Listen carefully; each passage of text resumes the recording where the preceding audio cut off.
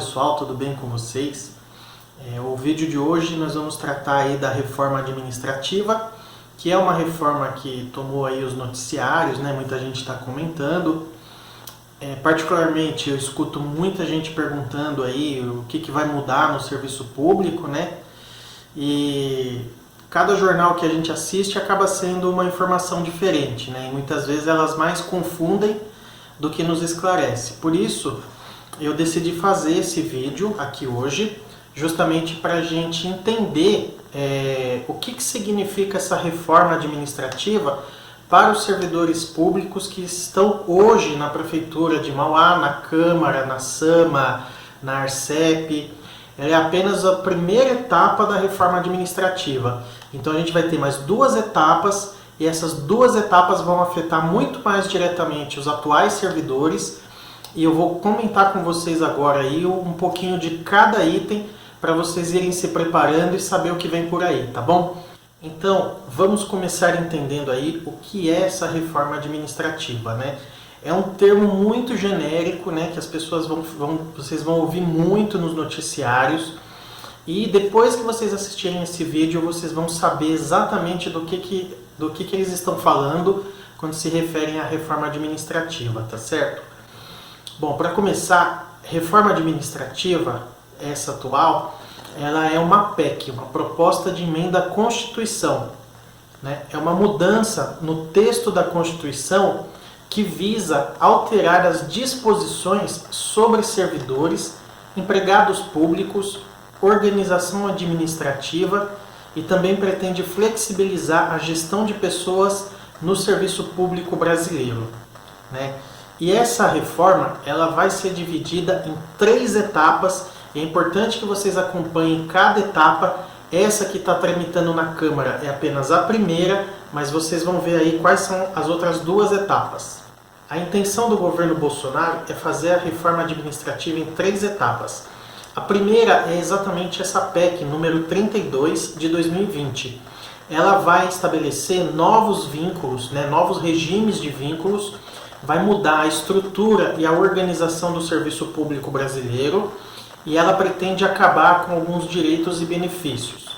A segunda etapa são projetos e projetos de lei complementar que serão apresentados para tratar de gestão de desempenho e diretrizes de carreiras e cargos, funções e gratificações. Então é uma segunda etapa que vai, digamos assim, desconstitucionalizar, né? Tem muitos aspectos já na PEC que vai transformar, vai trazer a legislação para leis e leis complementares. Isso, não se engane, isso vai facilitar para o governo e para futuros governos de mexerem na legislação, né? E aí acabar retirando mais direitos dos servidores, né? Ou seja, vai fragilizar a nossa legislação, que já é fraca, né? Mas vai ficar ainda mais fraca. Então é importante que vocês entendam que a terceira etapa é apresentar um projeto de lei complementar que vai estabelecer um novo serviço público tratando de direitos e deveres, né? E vai mexer aí na estrutura remuneratória e na organização das carreiras. Então, como a gente pode ver, essa reforma administrativa ela vai ser vendida como uma forma de modernizar o serviço público brasileiro, né? Mas na verdade eles querem cada vez mais flexibilizar, para não dizer tirar, né, os direitos aí dos servidores. Um ponto importante da Constituição que vai ser alterado são os princípios da administração pública. Na Constituição, atualmente, os princípios são a legalidade, a impessoalidade, a moralidade, a publicidade e a eficiência. A reforma administrativa ela vai ampliar a gama de princípios da administração pública.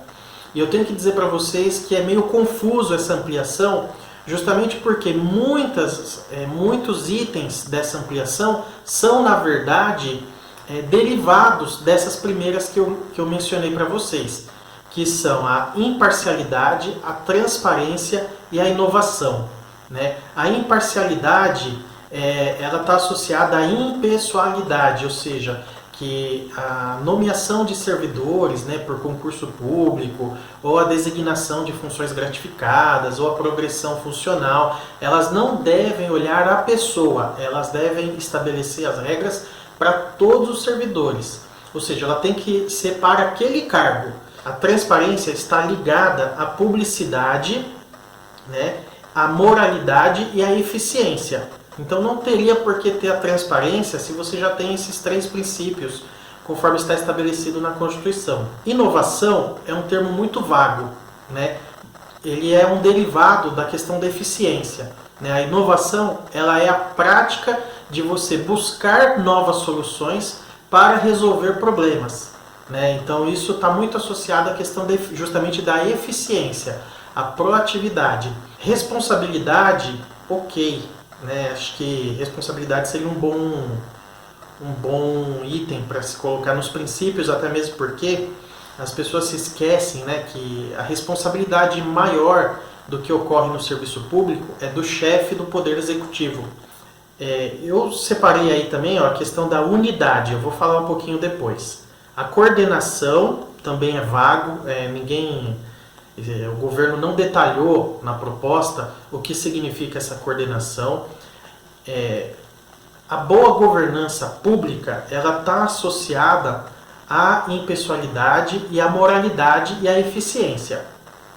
Então também é um termo muito vago e é derivado já dos princípios originais estabelecidos na Constituição, tá bom? E o último item aí é subsidiariedade, que eu também vou falar em seguida.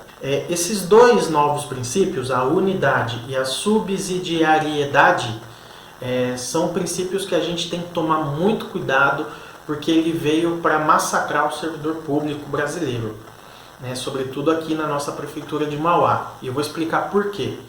Quando a gente fala no conceito de unidade, né, e eu fui buscar lá no dicionário o conceito de unidade, é estabelecido que unidade é a qualidade ou estado de ser um ou único, ou também a qualidade de ser uno, ou seja, aquilo que não pode ser dividido. Então, o nosso receio é o seguinte, o meu receio particularmente é o seguinte: esse princípio da unidade, ele é uma censura ao servidor público, ou seja, você não pode discordar da administração pública. Outra coisa, unidade indica obediência, né? Então, assim, uma coisa estabelecida, um direcionamento, uma diretriz, um padrão estabelecido pela administração pública tem que ser seguido pelos servidores, né? Então, isso muito preocupa, porque quando você fala de unidade, você está falando daquilo que não pode ser dividido, ou seja, não pode ter o contraditório, ninguém pode discordar daquilo. Isso é muito perigoso na administração pública. Se o servidor vê algo errado acontecendo, ele não vai poder se manifestar, pelo princípio da unidade. Você tem que ser um só com a administração pública.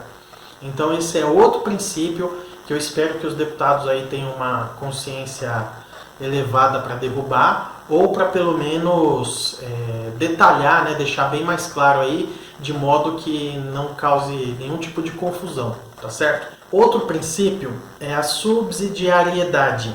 A palavra é bem complicada mesmo. É um princípio de organização social que sustenta que questões sociais ou políticas de uma sociedade devem ser resolvidas no plano local mais imediato que seja capaz de resolvê-las. O que isso significa? Significa que, se por alguma razão alguém abrir um processo administrativo contra você, servidor, quando se abre um processo administrativo, é feita uma sindicância antes, né? Aí a sindicância pode deliberar pela abertura do processo, aí tem as oitivas, aí o servidor vai lá dizer sua justificativa, vai lá no sindicato, procura a advogada, dá o seu depoimento, indica suas testemunhas, quando tem testemunhas, porque infelizmente é difícil de encontrar testemunhas em processos administrativos, justamente porque o servidor tem medo de ser perseguido depois de ser o próximo da fila. Então, quando um processo administrativo chega no Poder Judiciário, é possível argumentar, fazer uma defesa de verdade, poder levar testemunhas que vão poder testemunhar sem medo de perseguição, né? E quando você estabelece aqui, nesse princípio, a subsidiariedade, você está dizendo que não dá mais para encaminhar para o Poder Judiciário, que o que for decidido na esfera administrativa vai prevalecer. Ele estabelece justamente isso, que as questões vão ser resolvidas no plano local mais imediato, ou seja, é a esfera administrativa. Agora eu vou falar para vocês aí alguns pontos chaves que existem hoje no nosso serviço público de Mauá e que vai ser alterada aí pela reforma administrativa. A primeira questão que eu queria levantar é a mais polêmica de todas, é a estabilidade, né? Então eu queria dizer para todos os servidores municipais de Mauá que a estabilidade ela vai acabar apenas para os novos servidores. Ou seja, todo mundo que está hoje no serviço público municipal pode ficar tranquilo, vocês não vão perder a estabilidade, tá bom? Os servidores atuais permanecerão estáveis, nada muda. Em relação a pagamentos retroativos de remunerações, salários, reajustes, a reforma ela vai proibir a concessão de qualquer tipo de reajuste salarial retroativo. Então a gente tem a nossa campanha salarial anual, né? O sindicato vai lá, negocia com o prefeito, né? E estabelece muitas vezes aí um percentual que é o reajuste do servidor. A data base de reajuste dos servidores públicos de Mauá é abril, né? Então quando muitas vezes a negociação passa do mês de abril, geralmente se coloca na lei o pagamento retroativo à data de 1º de abril. Né? Então, quando muitas vezes a negociação da campanha salarial ela se conclui, por exemplo, no mês de maio ou no mês de junho, antes você tinha essa opção, colocar retroativo a 1º de abril. Com a aprovação dessa reforma, isso não é mais uma possibilidade, e aí tanto o governo municipal quanto o sindicato vão ter que se organizar aí para concluir todo o processo de reajuste dos servidores no mês de abril. O quinquênio, gente, é o seguinte, para quem está na prefeitura, na Câmara, nas autarquias hoje, não muda nada, vai continuar recebendo o quinquênio. Outro ponto que vai mudar aí é a questão dos acúmulos. O servidor ele só pode ter 2 cargos públicos se for na função de professores, né, de médicos ou da enfermagem, né, ou algum profissional da saúde que esteja devidamente regulamentado em lei. Então a reforma ela vai desconstitucionalizar essa questão e aí depois, na segunda etapa ou na terceira, o governo federal vai apresentar um projeto de lei complementar. Esse projeto de lei, com essa nova lei complementar, ela vai autorizar, né, as regras de acumulação remunerada de cargos públicos para todos os servidores.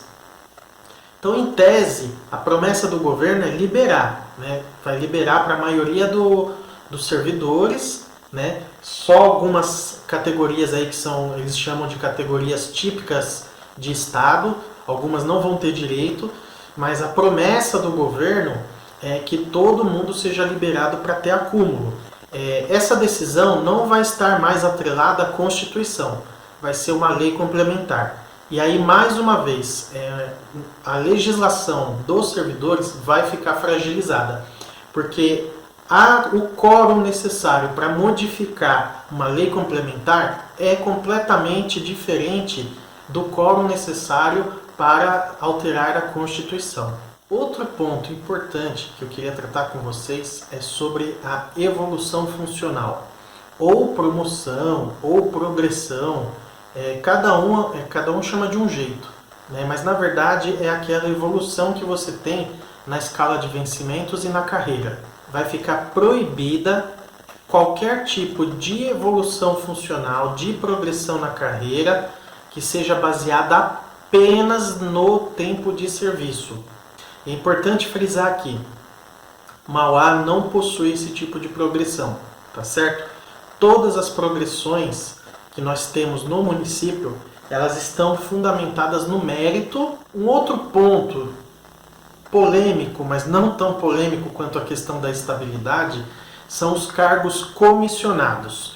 E o que são cargos comissionados? São cargos de livre nomeação, ou seja, que não precisa de aprovação em concurso público. Hoje a Constituição ela determina que os cargos comissionados eles devem ser exclusivamente para funções de direção, chefia e assessoramento. E a reforma administrativa ela visa modificar, né, e ampliar o conceito de cargos comissionados. Então, se a reforma for aprovada, eles passam a atuar em duas áreas, liderança e assessoramento. Tá? Dentro dessas duas áreas, eles vão ter as seguintes atribuições: estratégicas, gerenciais ou técnicas. Ou seja, vai aumentar as possibilidades de cargos comissionados, inclusive para funções que são estritamente técnicas e, portanto, deveriam ser ocupadas por servidores efetivos. Vai ficar bastante flexível para os governos, né? Ou seja, é mais uma medida aí que vai favorecer os políticos, né? Ela não visa favorecer a população, porque não vai alterar muita coisa no serviço público, não vai beneficiar os servidores, né? Porque, pelo contrário, né, você vai ter mais chefes, né? Daqui a um tempo a gente vai ter mais caciques e poucos índios, né? Então, ela visa única e exclusivamente a favorecer a classe política. Eu queria passar para vocês também um ponto delicado para os servidores públicos, que é a questão da demissão. Como que é hoje? Né? Existem 3 situações onde o servidor pode perder o cargo. Uma é ter uma sentença judicial transitada em julgado.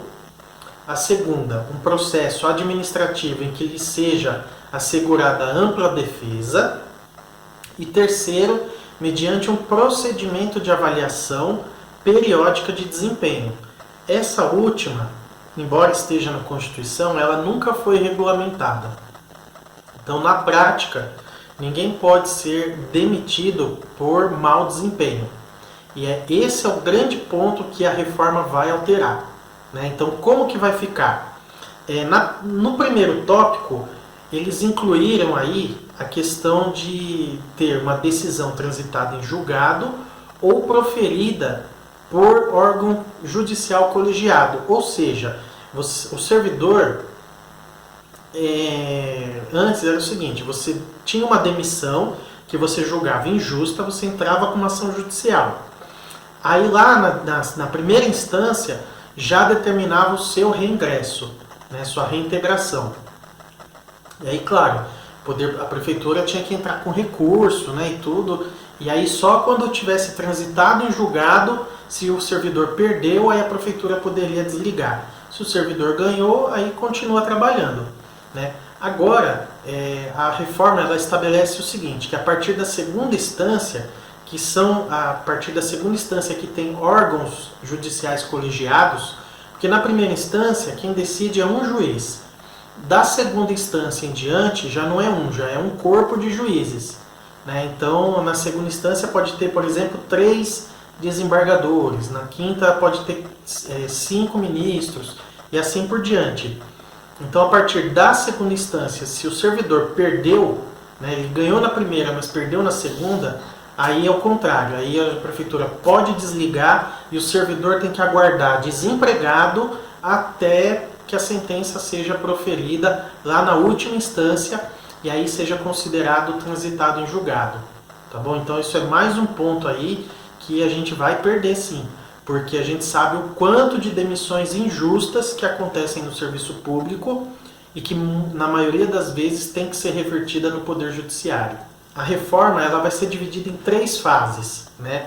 Numa das fases vai ser estabelecida essa demissão por mau desempenho. Qual que é a questão?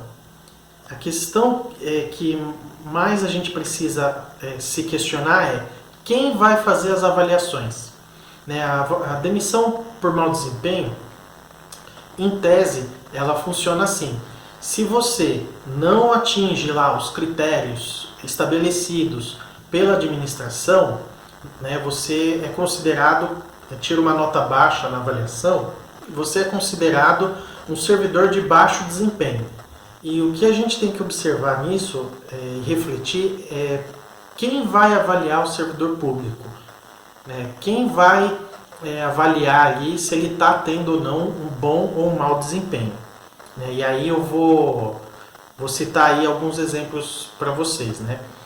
Num primeiro exemplo, imagine dois servidores. Né? Um é um servidor zeloso, que cumpre com o seu papel, atende bem a população, busca se aprimorar, é assíduo, não chega atrasado. E o outro servidor é um servidor desleixado, é um servidor que não se aprimora, é um servidor acomodado, né? Mas que ele tem uma influência política, né? Ele tem lá um QI, um quem indique, né? Ele tem as costas largas, né? Como o pessoal fala aí no popular, né? E quando o partido dele ou o grupo político dele ganha a eleição, muitas vezes esse cara ele é indicado aí para uma função gratificada ou até mesmo para um cargo de comissão. E aí ele se torna o chefe. Então a gente pode chegar na seguinte situação, de ter esse servidor desleixado, que chega atrasado, que trata o serviço público de forma indevida, ele vai acabar avaliando o bom servidor, né? Ou seja, aquele servidor que faz o seu trabalho corretamente. Pode acontecer isso. Outra situação que pode acontecer é que no momento da avaliação pode ter ali um cara no papel da chefia, né? E aí pode incorrer até num assédio aí, num assédio sexual, né? Ele pode chegar na servidora ali e falar, olha, para eu poder te dar uma boa nota aqui, ó, para você escapar aqui do mau desempenho, né? A gente podia sair para jantar, né? Poder conversar melhor, eu poder te conhecer, para mim poder te dar a sua nota aí, né? Então, pode acontecer isso. Outro caso que pode acontecer é numa licitação, por exemplo, um servidor, ele vê algo de errado acontecendo na licitação, ele tem total liberdade de se levantar, sair e denunciar, né?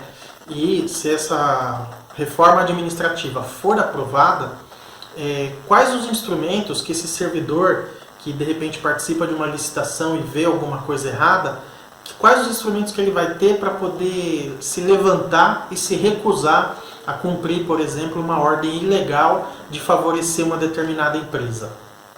Tá certo? Então, assim, tem um monte de situações em que essa reforma vai prejudicar os atuais servidores da Prefeitura de Mauá. É por isso que a gente tem que ser contra essa reforma, né?